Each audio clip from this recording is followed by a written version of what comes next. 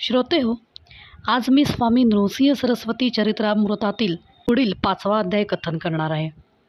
पहिल्या 4 अध्यायात दत्तात्रेयांचा पहिला अवतार व त्याची समाप्ती आपण ऐकली. आता या अध्यायापासून पुढे स्वामी नृसिंह सरस्वतींचे संपूर्ण चरित्र चालू होतं.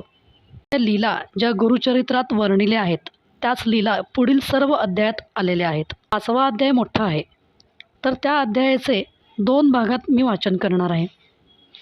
तर आपण आज अध्याय 5वा भाग 1 पाहूयात. चला तर मग करूयात सुरुवात.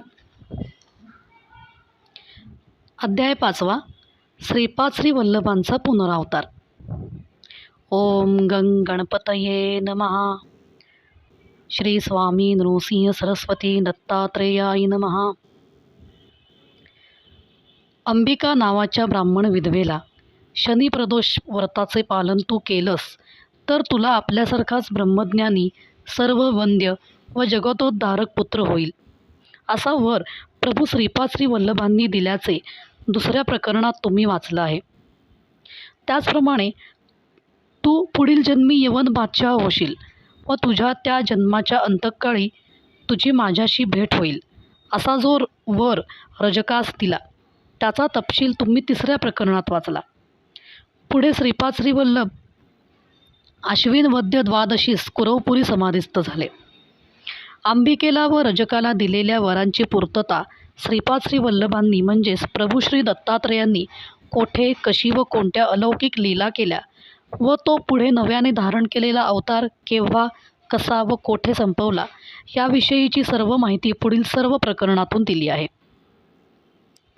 सुमारे 650 वर्षांपूर्वी विदर्भातील कारंजा म्हणजेच करंजनगर नावाच्या गावात एक सदाचार संपन्न ब्राह्मण आपल्या पत्नीसह राहत होता. तो वाजसनेयी शाखेचा होता.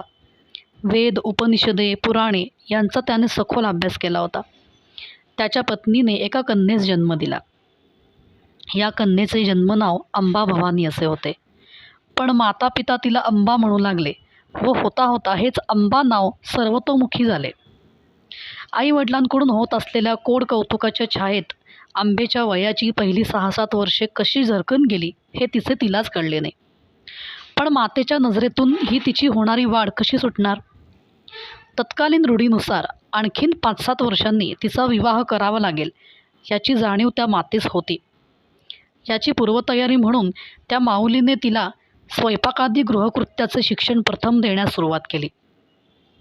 याचबरोबर हळूहळू सततच्या उपदेशांद्वारा स्त्रियांनी पाळावयाचे आचारधर्म, स्त्रियांनी कुटुंबविषयक करायची कर्तव्ये, व्रतवैकल्ये, देवधर्म वगैरे सर्व ज्ञान देऊन मातेने त्या बालिकेचे उत्तम गृहिणीत रूपांतर केले.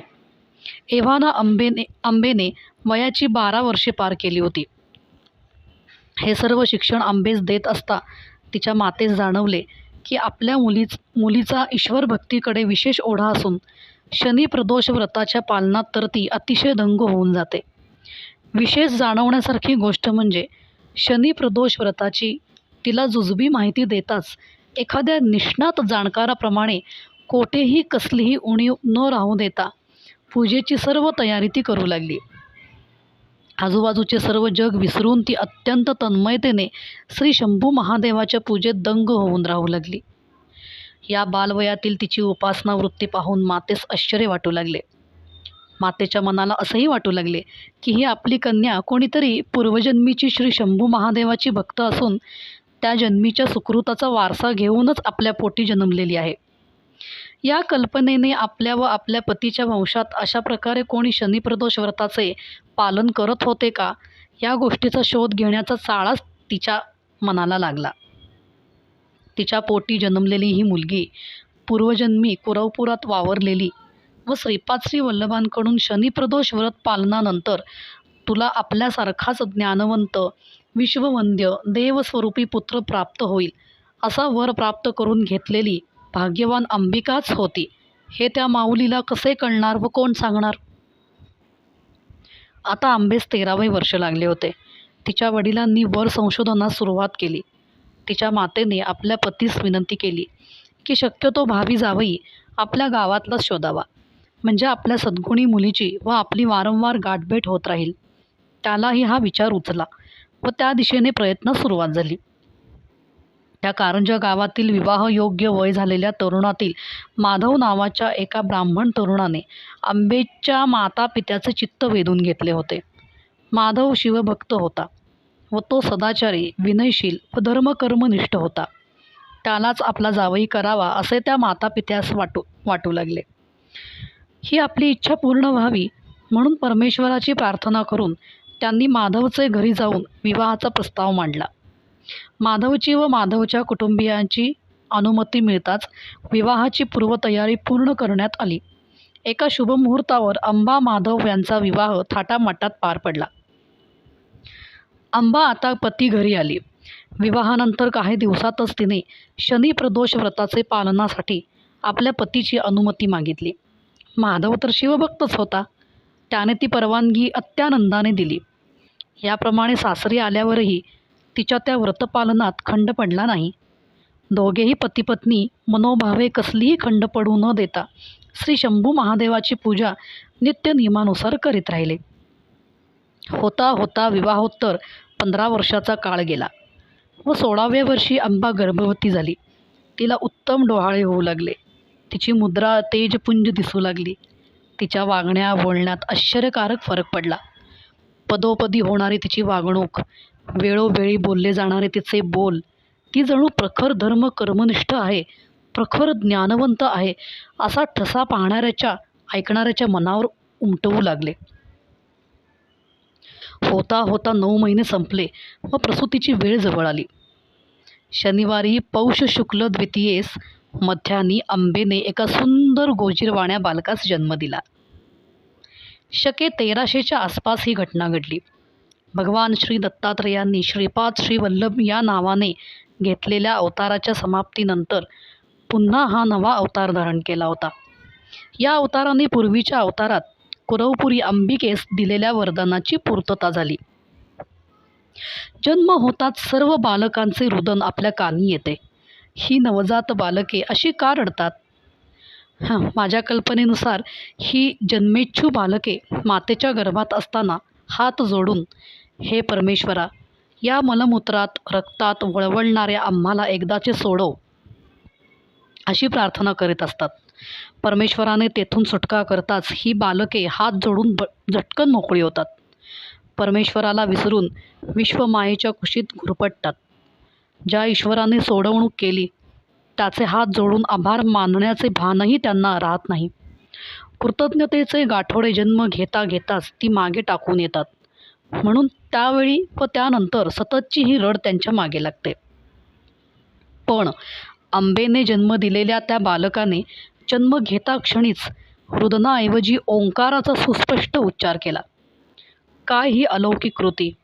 या पहिल्याच उच्चाराने मातापित्याला कळले की हा जरी आपला पुत्र असला तरी हा खरोखरीचा ईश्वरी अवतारच आहे.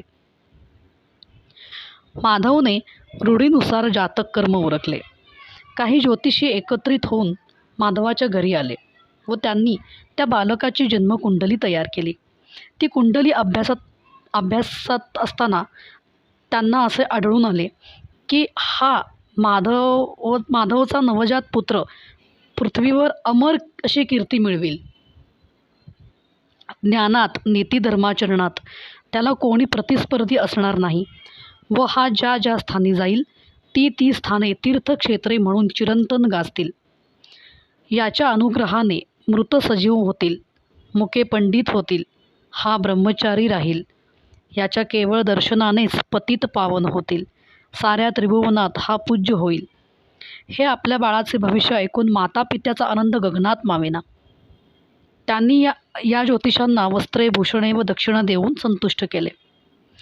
12व्या दिवशी बालकाचा नामकरण विधी पार पडला. त्याचे जन्मनाव शालग्रामदेव असे ठेवले गेले. पण जन्मतःच त्याने केलेल्या उच्चाराच्या श्रवणाने तो नररूपधारी श्रीहरीच आहे हे मातापित्यास जाणवले होते. म्हणून त्यांनी त्यास नरहरी म्हणायचे ठरवले व पुढे पुढे नरहरी हेच नाव सर्वतोमुखी झाले. बाळ नरहरी आता 3 महिन्यांचा झाला होता. वाढत्या वयाबरोबर बाळाची भूकही वाढू लागली, पण ती त्याची वाढती भूक त्या मातेकडून पुरी होईना. मातेला याची खंत वाटू लागली. अपुऱ्या दुधामुळे आपले बाळ सुदृढ होणार नाही याची जाणीव तिला झाली.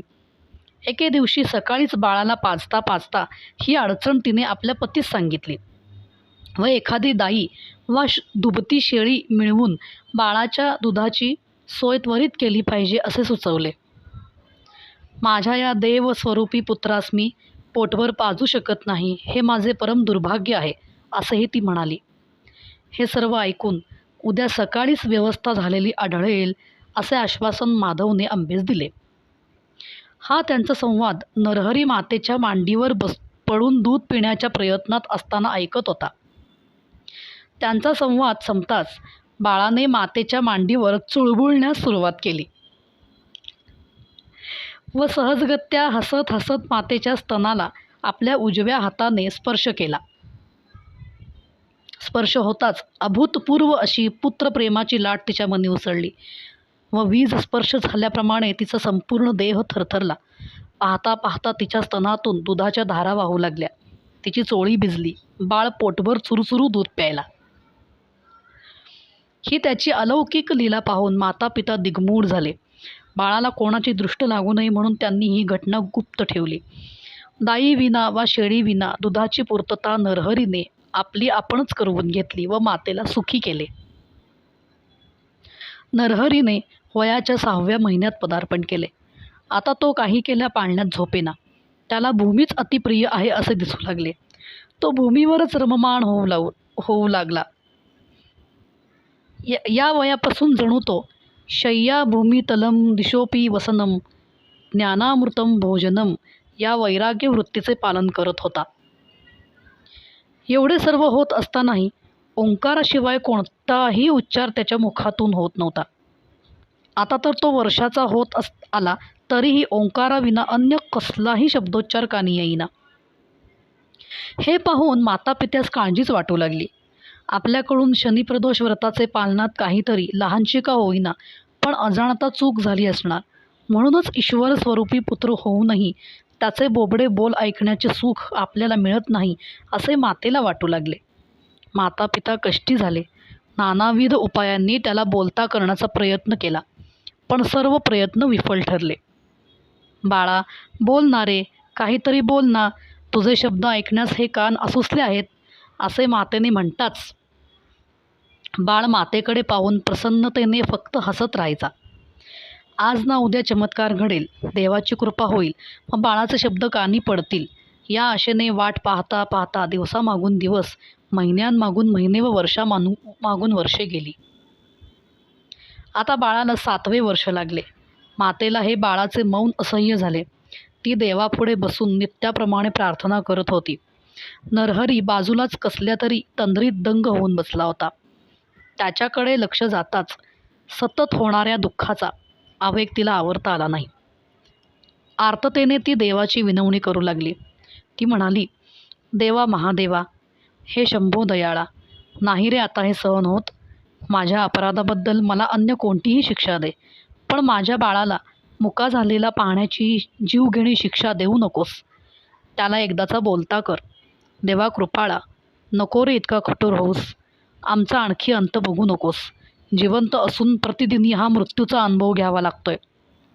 देवा, तुला माझ्या बाळाला बोलता करता येत नसेल तर प्रत्यक्ष मृत्यूच मला कवटाळू दे. या असह्य दुःखातून माझी एकदाची सोडवणूक कर. अशी देवाची आळवणी करत ती माऊली धाय मोकलून रडू लागली. नरहरी हे सर्व पाहत होता व आईचे बोलही ऐकत होता.